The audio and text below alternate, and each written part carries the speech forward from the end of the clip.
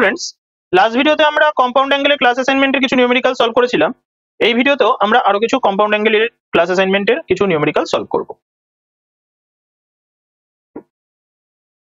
আমরা দেখতে পাচ্ছি এখানে একটা প্রুফ আছে। সেই প্রুফটা কি? cos 4x plus cos 3x plus cos 2x divided by sin 4x plus sin 3x plus sin 2x, সেটা প্রুফ করতে বলেছে cot 3x।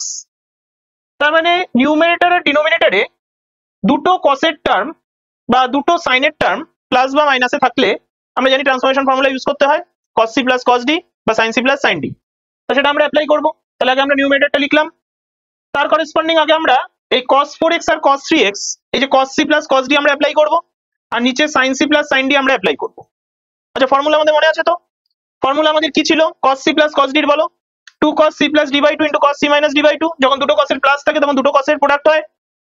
আর sin c plus sin d তে ফার্স্টে sin দেন cos, তাহলে 2 sin c plus d by 2 into cos c minus d by 2। আশা করি মনে আছে। তাহলে সেটা যদি আমি এখন অ্যাপ্লাই করে দিই, দেখো ভালো করে জিনিসটা খেয়াল করো। তাহলে 2 cos 4x plus 2x by 2 into cos 4x minus 2x by 2 হলো